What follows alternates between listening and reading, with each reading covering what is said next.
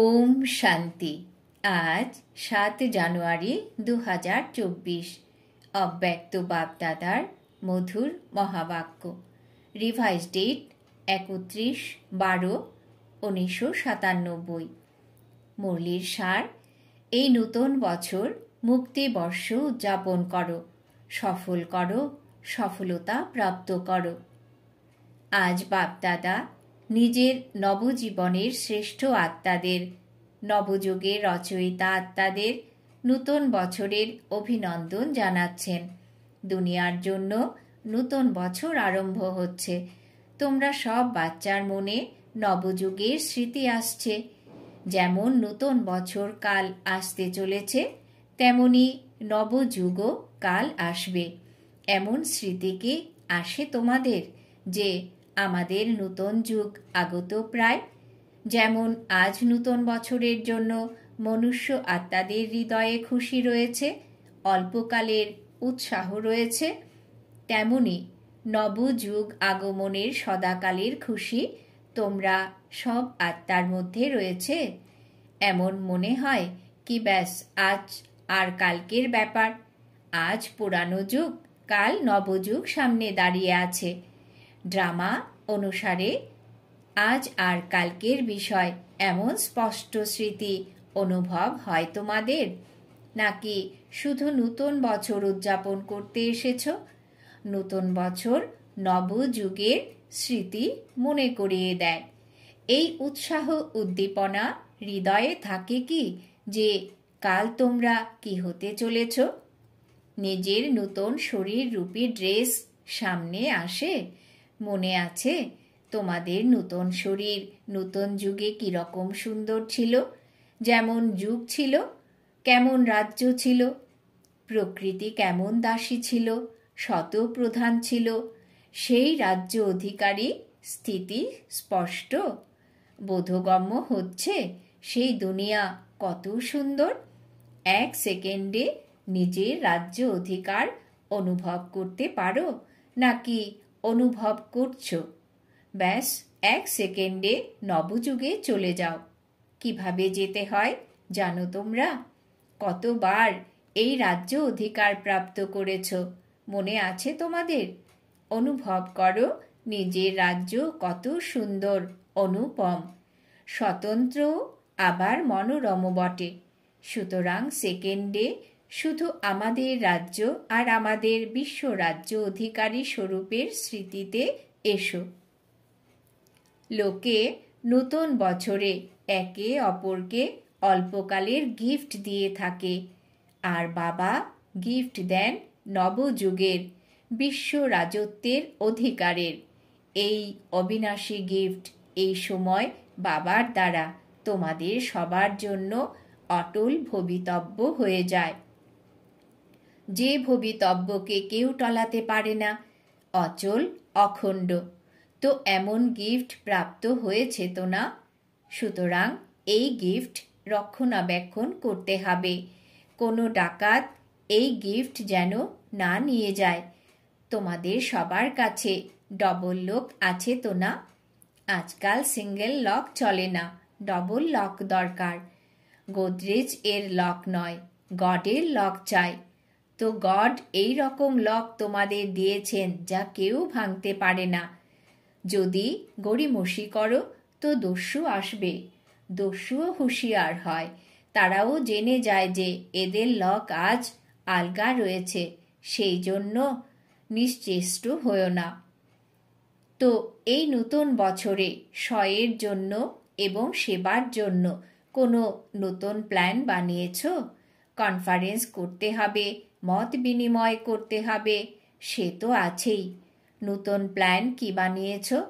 বাপদাদা এই নতুন বছরে দেশ এবং বিদেশের ভ্যারাইটি বর্গের বিশেষ আত্মাদের একটি পুষ্পস্তবক দেখতে চান। বর্গের সেবা তো অনেক করেছ, তাই না? এখন প্রতিটা বর্গ থেকে এমন এক এক রত্ন তৈরি করো, একটাও বর্গ যেন মিস না হয়। কেন? এখন যখন সময় কাছে চলে আসছে, তো কোনো বর্গের কেউ দোষারোপ যেন না করতে পারে। যে আমাদের বর্গ বাদ রয়েছে।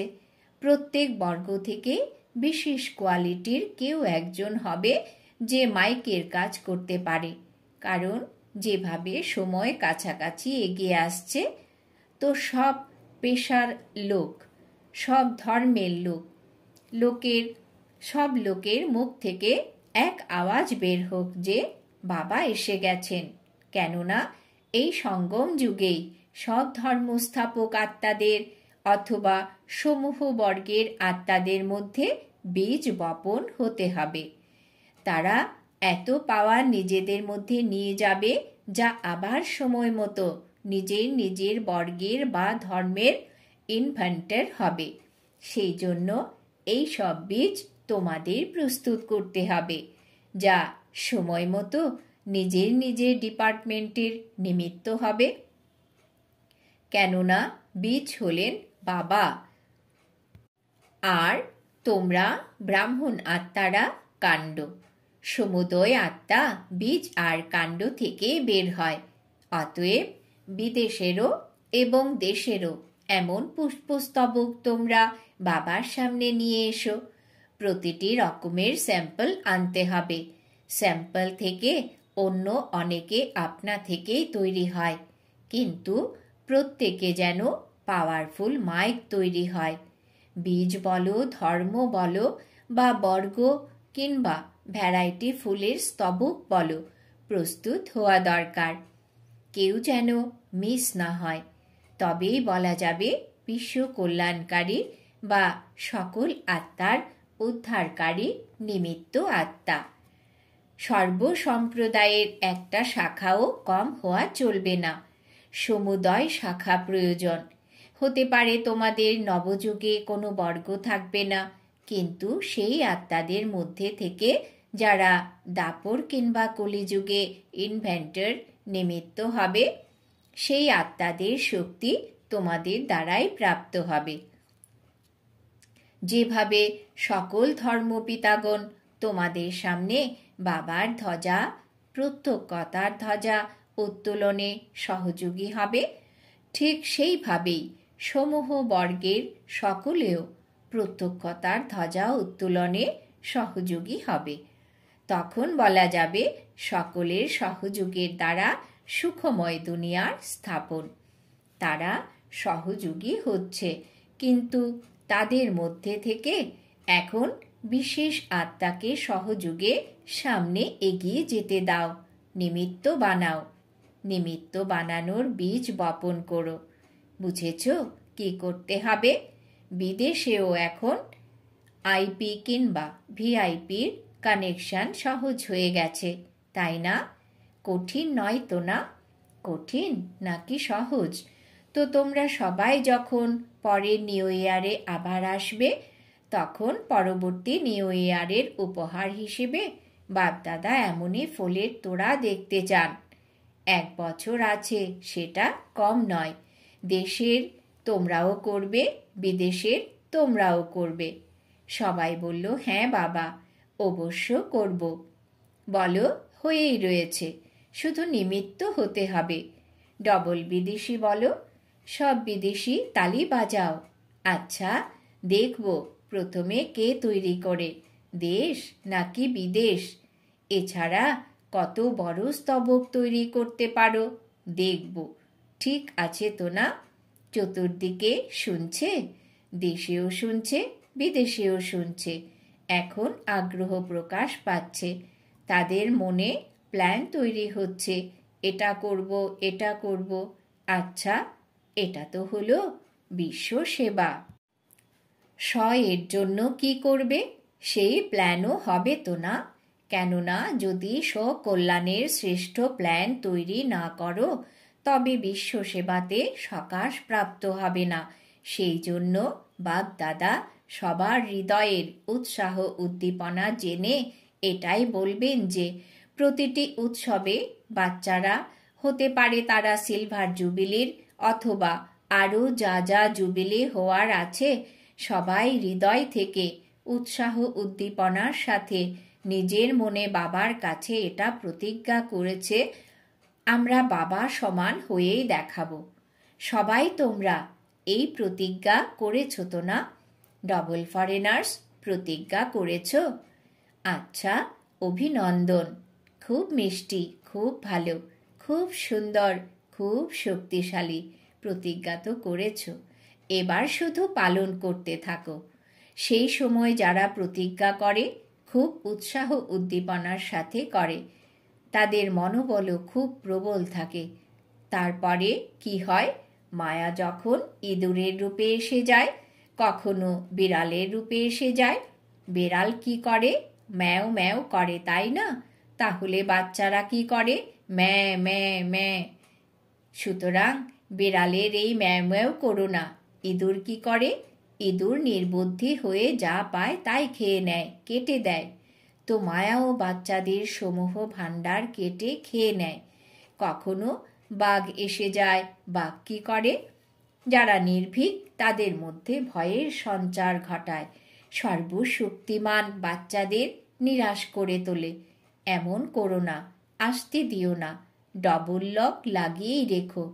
এই বছর কাউকেই আসতে দিও না। সকল বিষয় থেকে মুক্ত বছর হিসেবে এই বছর উদযাপন করো। মুক্তি বছর। যখন এই মুক্তি বছর উদযাপন করবে তখন মুক্তিধামে যাবে। এর জন্য কি করবে? খুব ছোট একটা ব্যাপার, বড় ব্যাপার নয়। বাপদাদা শুধু ছোট একটা স্লোগান দিচ্ছেন, সফল করো, সফলতা প্রাপ্ত করো। বুঝেছ? সফল করো, সফলতা প্রাপ্ত করো। কি সফল করতে হবে? যা কিছু তোমাদের কাছে আছে, নিজের যা প্রপার্টি আছে, সময়, সংকল্প, শ্বাস অথবা তন মন ধন সফল করো। না ব্যর্থ নষ্ট করো, না সময়ের জন্য সংরক্ষণ করো। সংকল্পকেও সফল করো। এক একটা সংকল্প তোমাদের প্রপার্টি। যেমন ধন স্থূল প্রপার্টি, তেমনি সূক্ষ্ম প্রপার্টি হলো সময়, শ্বাস, সংকল্প। একটা সংকল্পও যেন ব্যর্থ না হয়, সফল হতে হবে। হয় তা মনসা সেবার দ্বারা অথবা বচন দ্বারা কিংবা কর্মর দ্বারা। চেক করো কতটা সফল করেছ, কতটা জমা করেছ। তাছাড়া বাপদাদা এই বছর বিশেষ বরদান দিচ্ছেন, সফল করো আর পদমগুণ সফলতার অনুভব করো। এই প্রত্যেক ফল সহজভাবে প্রাপ্ত করতে পারো শুধু নির্মল হৃদয় দিয়ে।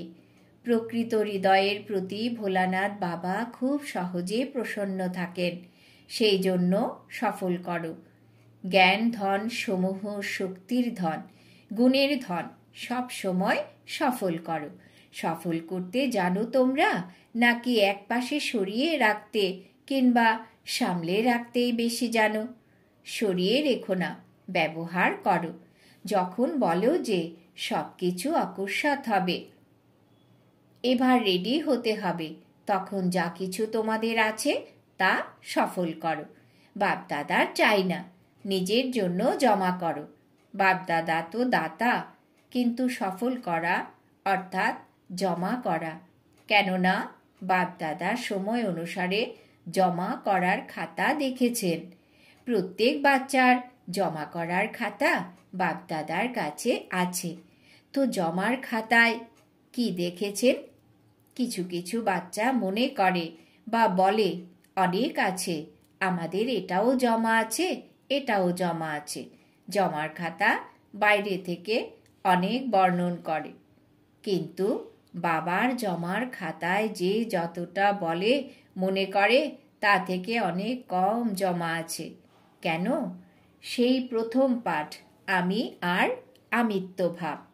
আমি করেছি, এই সেবা আমার, এটা আমার কার্য। তো জমা করার সময়ে তারা মনে করে যে জমা করছি, কিন্তু তা অটোমেটিক্যালি জমার খাতা থেকে বেরিয়ে ব্যর্থের খাতায় জমা হয়ে যায়। এটা অটোমেটিক সূক্ষ্ম মেশিনারি। বাবা করিয়েছেন, বাবার সেবা, আমার সেবা নয়। আমি করেছি না, বর্ণন করো না। আমি এটা করেছি, আমি এটা করি, এই আমি নয়। বাবা বাবা বাবা বলো, তো পদমগুণ জমা হয়ে যাবে। আর যদি আমি আমার বলবে তো ট্রান্সফার হয়ে ব্যর্থের খাতায় জমা হয়ে যাবে। এই অটোমেটিক মেশিনারি খুব ফাস্ট, তোমরা জানতেও পারো না। এর চেকিংও অতি উদার হৃদয়ে আমিত্ববোধ থেকে পৃথক হয়ে যায়। করবে যারা করবে তারাই করতে পারবে। যখন আদি রত্নসমূহ শুরুতে স্থাপনার জন্য বেরিয়েছিল, সেবাতেও বেরিয়েছিল, তখন তাদের কোন ভাব ছিল? কি বল নির্গত হতো? আমিত্ব ভাব ছিল। বাবা বাবা বলেছে, তখনই বাবার উত্তরাধিকারী হয়েছে। তারা আজ সেবার মূল কারণ হয়েছে। বাবা বাবা বলার এটা প্রমাণ। এখন বাপদাদার কাছে ওয়ারিশ কোয়ালিটি খুব কম আসে। কেন? বাবা আর আমিত্ব ভাব মিক্স হয়ে রয়েছে। সেই জন্য এই বছর বাপদাদা উদার চিত্তে বরদান দিচ্ছেন যে যত যত বেশি পরিমাণে জমা করতে চাও তত বেশি করে জমা করে নাও। সফল করো, সফলতা মূর্ত হও। আচ্ছা, এখন কোন উৎসব পালন করেছ? Silver jubilee. যারা সিলভার জুবিলি পালন করেছ তারা হাত তোলো। যারা তাদের সেরেমনি পালন করেছ তারা হাত তোলো। ডবল সেরেমনি পালন করেছ তোমরা, ভারতেরও বিদেশেরও। খুব ভালো। এই সেরেমনি পালন করা অর্থাৎ নিজেকে নিজে পাক্কা প্রতিজ্ঞার স্ট্যাম্প লাগানো। সেরেমনি পালন করেছ, বাপ দাদারও এই দৃশ্য ভালো লাগে। তার সাথে সাথে তোমরা যে সংকল্প করে থাকো তাতে এই রকম অলমাইটি গভর্নমেন্টের স্ট্যাম্প লাগানো, যাতে তা সদা অবিনাশী অটল থাকে। পালন করা অর্থাৎ প্রতিজ্ঞা রক্ষা করা। তো এই রকম পাক্কা স্ট্যাম্প লাগিয়েছ নাকি অস্পষ্ট স্ট্যাম্প লাগিয়েছ? পাক্কা লাগিয়েছ। যেসব কুমার নিজের সিলভার জুবিলি পালন করেছে তারা হাত তো খুব ভালোই নাড়াচ্ছে। তারা নিশ্চিত যে তারা তাদের সিলভার জুবিলি পালন করেছে। খুব ভালো। এই দৃশ্যকে ভুলে যেও না। যখনই কোনো দুর্বলতা এসে উপস্থিত হবে তখন নিজের উৎসবের ফটোকে সামনে নিয়ে এসো। প্রত্যেকেরই ফটো তোলা হয় তো না? সবাই পাও তো? তো এমনি ফটো তোলা হয় না, বিশেষ উদ্দেশ্যেই তোলা হয়। ফটো এই জন্যেই তোলা হয় যাতে সেই রকম কোনো সময় এলে যাতে ফটোকে সামনে রাখতে পারো। এই রকম নয় যে আলমারিতে বন্ধ করে রেখে দিলে যে সময়কালে মনেই পড়ল না। এ হলো সব থেকে বড় সৌগাত। এ হলো স্মৃতিকে স্মরণ করার চিহ্ন। আচ্ছা, ডবল ফরেনার্স কি চমৎকারিত্ব দেখাবে? ডবল ফরেনার্স এমন চমৎকারিত্ব করে দেখাও যে এই রকম আত্মাদেরকে সন্দেশ দাও যারা ভারতের জন্য মাইক হবে। কারণ ভারতের মাইকেরও প্রভাব রয়েছে, কিন্তু ফরেনের মাইকেরও ডবল প্রভাব পড়বে। তো ডবল ফরেনারদের এই রকম মাইক তৈরি করতে হবে। করবে? সামনে বছর মাইক আসা চাই। এই রকম নয় যে কেবল ভাষণ করে চলে গেল। না, সম্বন্ধ যাতে সমীপ হয়। জ্ঞান যোগে যদি নিয়মিত নাও হয়, কিন্তু এটা যেন মানে যে এটা সত্যি ঈশ্বরীয় কার্য, আর জীবনও এই রকমই বানানো উচিত। কিন্তু আমার মধ্যে সেই সাহস কম রয়েছে। তাতেও কোনো অসুবিধা নেই। অন্যদের নিমিত্ত মাইক হতে হতে সে নিজেই তৈরি হয়ে যাবে। এমনিতে সোজাসুজি স্টুডেন্ট হবে না সে, কিন্তু সেবার বলের দ্বারা অন্যদের নিমিত্ত হবে। তার প্রভাব থেকে সে নিজেও হয়ে উঠবে। তাহলে ডবল ফরেনাররা শুনলে এখন দেখা যাক কোন দেশ নিমিত্ত হয়। যে দেশই নিমিত্ত হবে তাকে তখন অ্যাওয়ার্ড দেওয়া হবে। সকল নবযুগের বিশ্ব অধিকারী নবজীবনের দ্বারা বিশ্ব পরিবর্তক আত্মাদেরকে সদা সফল করার ফলে সফলতামূর্ত হয়ে ওঠা আত্মাদেরকে সদা নিজ কৃত প্রতিশ্রুতিকে সাকার স্বরূপ প্রদানকারী অচল অখণ্ড স্বরূপ আত্মাদেরকে সদা উৎসবে থেকে অন্যদেরকেও উৎসবের দ্বারা উৎসাহিত করে থাকা আত্মাদেরকে বাপদাদার নববর্ষ আর নবযুগের স্থাপনার জন্য অভিনন্দন, অভিনন্দন, অভিনন্দন। তার সাথে সাথে যে সকল বাচ্চারা সাহস রেখে অগ্রসর হয়েছে, সাহসী বাচ্চারা আর সহায়ক বাবা, এইরূপ সকল বাচ্চাদেরকে বাপদাদার স্মরণের স্নেহসুমন আর নমস্কার। আমরা আত্মারূপী বাচ্চারা আমাদের মাতা পিতা বাপ দাদাকেও জানাই স্মরণের স্নেহসুমন নমস্কার। রাত্রি 12টার পর বাপদাদা সকল বাচ্চাদেরকে পুনরায় নববর্ষের শুভেচ্ছা জানালেন। বিশ্বের কোনায় কোনায় থাকা সকলকে, বিশ্বের চতুর্দিকের বিশেষ নবজীবনে থাকা সকলকে নববর্ষের সাথে সাথে নবযুগেরও অভিনন্দন, অভিনন্দন, অভিনন্দন। ব্রাহ্মণ বাচ্চাদের জন্য প্রতিটি দিন, প্রতিটি সেকেন্ড হলো নতুন। তাই এখন পুরাতন বর্ষকে বিদায় দিয়ে আর নতুন বর্ষকে অভিনন্দন সহ শুভেচ্ছা এই রকম সদা এক এক সেকেন্ডে যে সংকল্পই করো, কর্ম করো, প্রতিটি কর্ম সংকল্প অভিনন্দনযোগ্য যেন হয়। যারাই সম্পর্কে আসবে তারাই যেন অভিনন্দন, অভিনন্দন, অভিনন্দন এই গীতই গাইতে থাকে। এই নববর্ষে যাদের সাথে দেখা হবে, সাথে যারা থাকে তাদের সবাইকেই সর্বদা খুশির দিলখুশ মিঠাই খাওয়াতে থাকবে আর সর্বদা খুশিতে মন থেকে নাচতে থাকবে আর সেবাতে খুশির খাজানা ভরে ভরে বিলি করতে থাকবে। তো এই রকম নবীন জীবন, উৎসাহ উদ্দীপনার চতুর্দিকের বাচ্চাদেরকে নববর্ষের সাথে সাথে শুভেচ্ছা ও অভিনন্দন, অভিনন্দন। গুড নাইট আর গুড মর্নিং। আচ্ছা, ওম শান্তি। বরদান। আজ বাবা বরদান দিয়েছেন, দৃঢ় নিশ্চয়ের আধারে সদা বিজয়ী হওয়া ব্রহ্মা বাবার স্নেহী ভব। দৃঢ় নিশ্চয়ের আধারে সদা বিজয়ী হওয়া ব্রহ্মা বাবার স্নেহী ভব। ব্যাখ্যা: যে দৃঢ় নিশ্চয় রাখে তো নিশ্চয়ের বিজয় কখনো ব্যাহত হতে পারে না। 5টি তত্ত্বই হোক কিংবা সব আত্মারাও যদি তোমার বিরোধিতা করে আর তুমি অটল নিশ্চয়ের আধারে সমাহিত করার শক্তির দ্বারা সেই বিরোধিতাকে সমাহিত করে নেবে, নিশ্চয়ে কখনো দোলাচাল হতে পারে না। এই রকম অচল থাকা বিজয়ী বাচ্চারাই বাবার স্নেহী। স্নেহী বাচ্চারা সর্বদা ব্রহ্মা বাবার ভুজাতে সমাহিত হয়ে থাকে। স্লোগান: সর্ব খাজানার চাবি প্রাপ্ত করতে হলে পরমাত্ম ভালোবাসার অনুভবী হও। সর্ব খাজানার চাবি প্রাপ্ত করতে হলে পরমাত্ম ভালোবাসার অনুভবী হও। আজকের সম্মান: